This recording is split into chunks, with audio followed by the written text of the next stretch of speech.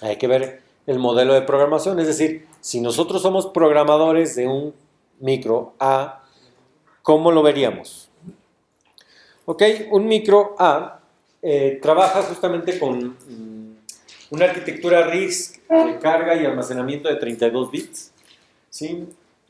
Solo se permiten accesos a memorias, que son las cargas y los almacenamientos, igualito que el nuestro, ¿verdad? Nosotros no podemos hacer manipulaciones de suma, lo que hay en tal dirección de memoria, no. Todo lo tenemos que hacer sobre los registros. Tenemos registros internos que son de 32 bits, ¿sí? Y las instrucciones que se pueden ejecutar en un solo ciclo, ¿sí? Cuando se utiliza en relación con los cores ARM, una media palabra significa 16 bits o 2 bytes, una palabra significa 32 bits o 4 bytes, y una palabra doble significa 64 bits o 8 bytes. Los núcleos ARM se implementan dos conjuntos de instrucciones básicos. Fíjense, son así chiquitos, pero son poderosos porque aparte pueden ejecutar 12 de instrucciones. O sea, no nada más uno, dos. ¿Sí? Tenemos el set de instrucciones ARM, donde todas las instrucciones son de 32 bits, y el set de instrucciones Thumb, que es una mezcla de instrucciones de 16 y 32 bits. ¿Sí? Vean que si es un poquito, o las instrucciones son un poquito más complicadas que las de nosotros. Las de nosotros son nada más de 8 o 9 bits. Estas ya son de 16 bits o 32 bits. ¿Verdad?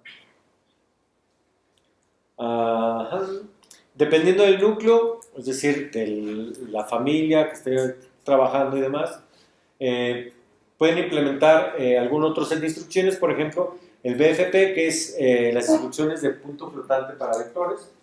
Tenemos las de Neon, que son instrucciones de Single Instruction Multiple Data, prácticamente orientado a multimedia. Los Yacel, que provee aceleración para máquinas virtuales de Java. El Yacel RTC, que da soporte para lenguajes interpretados, como Java. ARM, o estos procesadores ARM, tienen hasta 7 modos de operación. ¿Sí? Cada modo tiene acceso a su propio conjunto de stack, o su propio espacio de stack, y un diferente subconjunto de registros. ¿Sí? Hagan de cuenta que cuando yo cambio de un modo a otro, me aparecen mágicamente unos nuevos registros y me aparecen mágicamente un stack completito sin usar. ¿Sí? Y vean que todo esto se hace en hardware. ¿Sí? Entonces, tenemos estos modos, que es el modo de supervisión, que cuando yo presiono, por ejemplo, reset, o cuando hago una llamada a supervisor, ¿sí?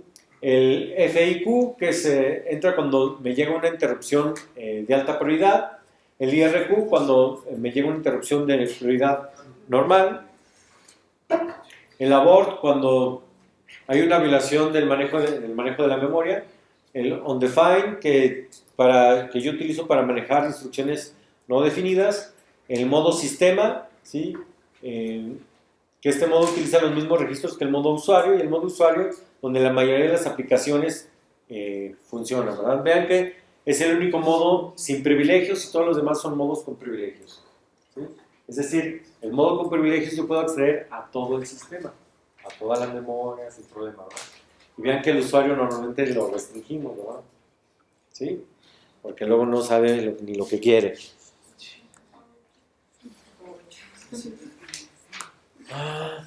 Aquí se movió un poquito. Bueno, tenemos ahí, por ejemplo, el conjunto de registros. ¿Sí? Esos son los registros. Vean que en el modo usuario yo tengo desde el R0 hasta el R15. ¿Sí? Tengo ahí el CPSR, es el registro de estatus. Y tengo para el IRQ otros 2 registros más. Para el FIQ tengo del 8 al 14 aparte. En el Define tengo otros 2, 2 y 2, ¿verdad? Y cada uno tiene su estatus, ¿sí? Su registro de estatus. Entonces, cuando yo cambio de modo, no quedó muy bien, pero yo cambio de modo, intercambio esos registros o los valores que están en esos registros. ¿Sí? De tal manera que, les digo, es como si estuvieran limpios. ¿Y qué es lo que está ahí? El stack pointer y el link register. ¿Sí? Se intercambian. Cuando yo brinco al modo de interrupción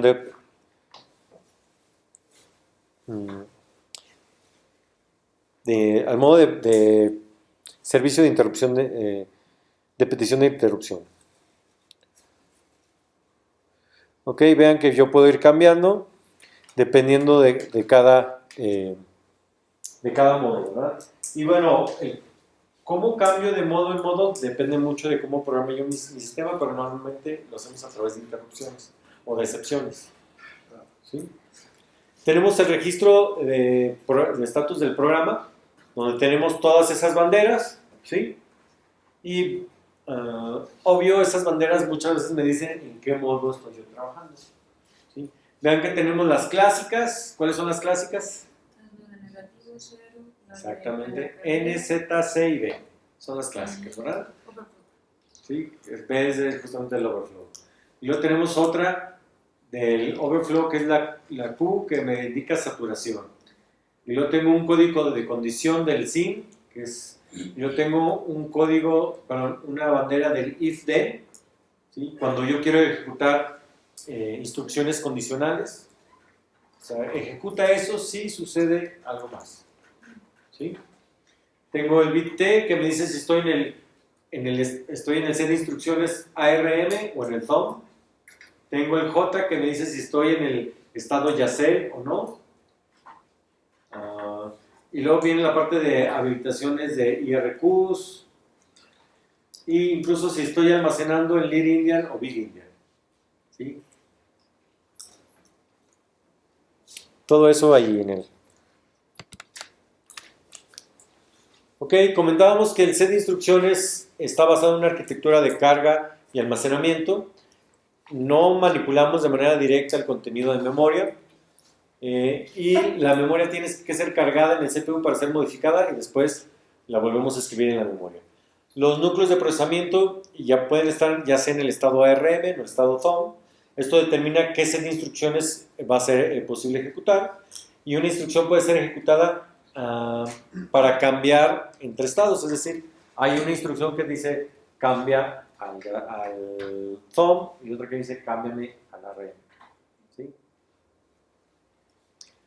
Okay, la arquitectura permite al programador y las herramientas de compilación reducir la parte de brincos o de ramificaciones a través del uso de ejecución condicional.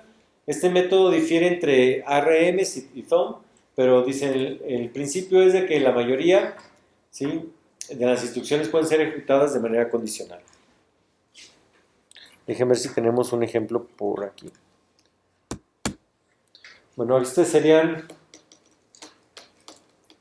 Bueno, dicen, estas instrucciones no afectan la memoria porque son operaciones que nada más se trabajan sobre los registros, es decir, las operaciones que hace la ALU. En nuestro caso era similar, ¿verdad? No afectábamos a memoria, sino nada más estábamos sumando, restando, recorriendo y demás, ¿verdad? Entonces tenemos todas esas.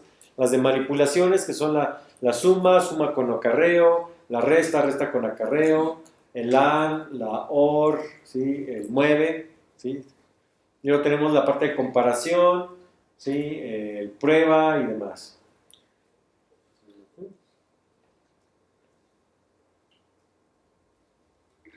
Y la sintaxis son más o menos como dice ahí abajo. Tenemos lo que es la operación, la condición, si vamos a ejecutarla de manera condicional, ¿sí?, el source, me imagino que es el origen, el destino y otro que podamos ocupar por ahí, y uno operando dos más, ¿sí? Entonces, por ejemplo, la suma es suma R0 más R1 más R2 y guárdalo en R0, ¿sí? El TQ R0 R1 dice si R0 es igual a R1, ¿sí?, Z se va a habilitar, o la bandera Z se va a habilitar. Y el move, que es copia R1 a R0. Esa sí la tenemos, ¿verdad?, en nuestro set de instrucciones. Luego tenemos la transferencia de datos en un acceso simple, donde nosotros podemos mover datos entre uno o dos registros sin memoria, ¿sí? Por ejemplo, tenemos el LDRD o el STRD, ¿sí? La D es de doble, ¿sí? Agarramos, en lugar de 32 bits, la operación se ejecuta en 64. Tenemos el LDR y el STR que se ejecuta en 32 bits. tenemos el LDRB, ¿sí? Que se ejecuta en bytes, y la H que se ejecuta en half word. Luego también podemos tener la SB y la SH, que serían tanto bytes como medias palabras con signos.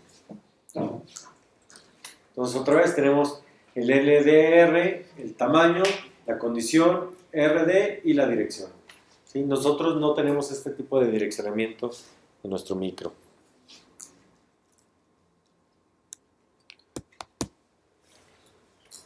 Por ejemplo, también tenemos operaciones que se pueden ejecutar o transferencias de datos en múltiples registros. ¿Sí? Por ejemplo, yo le puedo decir, ¿sabes qué? Incrementa y empieza a guardar en el registro 0 hasta el registro, por ejemplo, 4, ¿no? Entonces va a agarrar un contenido de memoria y lo va a poner en el R0, el que sigue en el R1, el que sigue hasta el R4. ¿Sí? Se fijan, eso me facilita a mí el que yo pueda cargar, por ejemplo, vectores digamos, en mi micro para poder hacer operaciones. ¿Sí?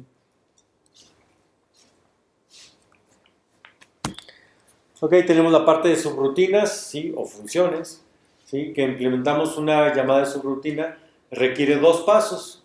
Primero, almacenar la dirección de regreso, ¿sí? En el link register, ¿sí?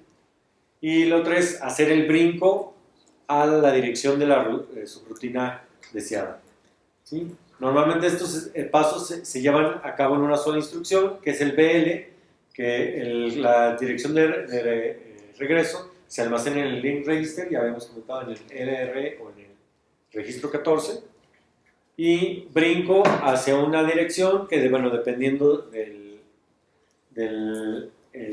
rango, el set de instrucciones y el ancho de la palabra, pues puede ser que sea de 8, 16, 32 bits o 64, ¿no? Normalmente 32. ¿Sí? Okay, entonces, ¿cómo yo brinco